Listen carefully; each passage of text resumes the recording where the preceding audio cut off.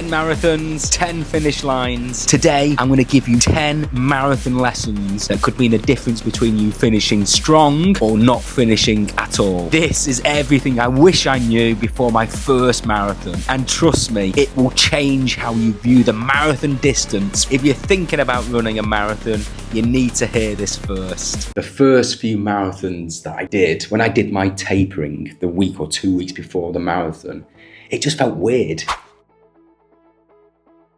I just thought it was counterintuitive. Why am I running less? I've got a marathon in 2 weeks. I'm losing fitness. How do I know I'm going to do this? You won't lose fitness. You will not lose fitness over 2 weeks. All the work is done. All the hard work is done. The hay is in the barn. Trust the taper. You'll hear it again and again. The taper crazes. Ignore the taper crazes. Ignore those phantom injuries. They are what they are. They are phantom injuries. It's just your body's way of getting you ready for the big day. Tapering is crucial. So those last week or maybe 2 weeks before the marathon, that's when you need to really reduce the volume of your running, but maybe keep the intensity up. So if you do any speed work, uphill sessions, try and keep the intensity, reduce the volume. Don't try and cram in extra runs. Don't do your very, very long run a week out from the marathon. Starting a marathon with a fresh pair of legs and a fresh mind is going to put you in good stead. If you rock up to a marathon start line, your legs feel heavy because you've still been really training hard the week prior and you're mentally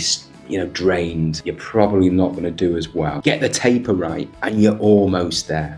Carb loading, another lesson that the 10 marathons have taught me. You have to get the carb loading almost spot on. So in the 2 or 3 days before the marathon, make sure you're taking in enough carbs, whether that's food, whether that's pasta, whether that's rice, whether that's pizza, or whether that's liquid carbs through energy drink, high carbohydrate drinks. Make sure you nail that, and make sure the day before the marathon, your last carb heavy meal gives you plenty of time to digest it. In my last marathon, my last carb load meal, I ate way too late. Couldn't get to sleep. Night of horrific sleep. I woke up bloated, heavy. So I got my carb loading all wrong. And I realized how important it is to get that carb loading right. It makes such a difference. It can either make or break your marathon experience. I think the biggest lesson I've learned is don't start too fast. You'll see runners sprinting off at the start line. Don't compare yourself to them. Don't try and compete with them. Don't think that you need to keep up with them. Run your own race. Go slower than you think you should. Yeah, we get it. The adrenaline, the excitement, it's the big day, something you've been looking forward to, you've trained for, and you're right on the start line. And I've done it myself. I've gone off way too quick in some of my marathons. And by, I'd say, in 10 kilometers, I've realized this. Yes, my watch is saying I'm ahead of time, but that time always comes back, always claws its way back as the marathon unfolds. You've got plenty of time to pick up the pace if that's what you want to do. You'll hear it again and again. Don't start too fast. Don't go too quickly at the start. People are saying that because it's absolutely true. The 10 marathons have taught me that actually the marathon is, I'd say, about 90% mental. Yes, it's tough on your body. Yes, it's a long way to run, but mentally, it's really, really tough. 30K, 35K, your mind starts to give up. To break the race up into smaller chunks, whether it's 4 times 10K, 8 times 5K, or 10 miles, 6 miles, it doesn't feel as long if you split the race up into smaller chunks. Have a mantra, one more step, one more mile. Nothing new on race day. The marathon's taught me that yes, do not try anything new on race day, whether that's your race gear, your shoes, the t-shirt you wear, the watch you wear, the fueling and the hydration. Do all the experiments and all the tests during your training. That's what the long runs are for, to practice. Practice wearing those new shoes, a new gel or energy drink. Don't leave anything for chance on race day. Don't think you'll get away with it, because you probably won't. I remember in Berlin Marathon, they were giving out Morton drinks on the course. I'd never had them before. I took them And yes, my stomach was in knots. Then I put it down to trying a new energy drink on the day. Find out what works in training. That's what you're training for, not just to be a better runner, to be fitter. It's to practice all the gear that you'll be wearing on race day. You don't want blisters at mile 20 just because you've not worn in your new shoes. Make sure you're practicing them. So expect the unexpected when it comes to weather. The weather can have a massive impact on your performance. If it's too hot, you may have to slow your pace down and maybe adjust your hydration strategy. If it's too cold, you may need to wear an extra layer. You may need to wear a hat at the start, maybe some gloves. So just be prepared. Yes, check the weather forecast. What's it going to be like on race day? But expect the weather to throw some surprises. It doesn't happen that often, but when it does rain in Abu Dhabi, I like to go out for a run. Not because I like the rain, it's just because it gives me practice in different weather conditions, just in case when I rock up at my next marathon start line, it's raining. I want to experience what it feels like to run in the rain. So run in the heat, run in the rain, run in the wind. Try and prepare yourself for all the different types of weather conditions that you may face. Hydration is key.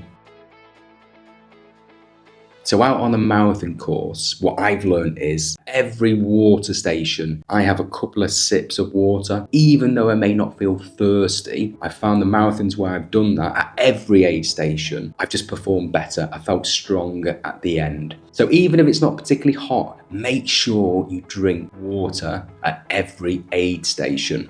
And make sure you hydrate the day before. Hydration shouldn't start on marathon day itself. It should start the day before. So in the marathons where I've done better than others, I've drunk probably around about 2 litres of water throughout the day, in the day before the marathon. Obviously, throw in some electrolytes in there as well, especially if it's warm weather. Make sure you get on top of your hydration. And they always say, don't start to drink when you become thirsty. By then, it's probably too late. You need to constantly drink, little and often. Don't try and gulp down 500, 600, 700 millilitres of water en route. Just a couple of sips here and there. Another lesson I've learnt again and again is that last 10K. That is when it gets really tough. That is when the marathon really kicks in. That's when you've got to be strong. That's when you've got to be mentally and physically focused. Use the crowds, use the support, soak in the atmosphere. The support at marathons is amazing. Remember your whys. Why are you doing this? Why are you running a marathon? Think about all the hard work you put in. That last 10K will either make or break you. You can do this. You're so close. And if you can, put your name on your t-shirt. There's nothing better than hearing your name being screamed from the supporters. That pain that you may be feeling, it will go away if you keep going. Take on more fuel if you need to. Take on more liquids if you need to. Slow down if you need to. But the wall is definitely not inevitable. It doesn't always happen. So don't expect the wall to happen, but just expect that last 10K is going to really, really test you. But you can do it. You've trained for this. That's what you trained for. That last 10K or so is what you trained for. The marathon finish line is pure magic. Because you never know, this could be your first, it could be your last marathon. Just really soak it in, savor the moment. It's been a long marathon training block, I imagine, whether it's 10 weeks, 12 weeks, 14 weeks, you deserve to finish. So really enjoy it, look forward to it en route. So when things get tough, just imagine what it's gonna be like when you cross that finish line. You know, you've just completed your marathon, embrace it, soak it in, enjoy the moment. This is your victory lap. Pick up that medal, be proud, no matter how the marathon went. You've done your 42.2 kilometers, your 26.1 miles. You deserve to soak in that atmosphere. And the special marathon finish lines are special. My last marathon, I took 2 weeks off before I even laced up again. Eat all the cake, eat all the burgers, eat whatever you want, recover, rest. It's so important that you recover after the marathon. There's been a few marathons where I've just sort of got on with it, not really been aware or conscious of what I'm eating, how I'm recovering. And it's really impacted me. It's impacted the amount of time from doing the marathon to get back into running. So your marathon isn't over at the finish line. Make sure you recover properly, rehydrate, fuel correctly, eat all that protein, eat all those carbs, give your body time to rest and recover before you get back into running. Don't feel pressured into going back to running straight away within a week or 10 days. You'll know when you're ready to get back to running.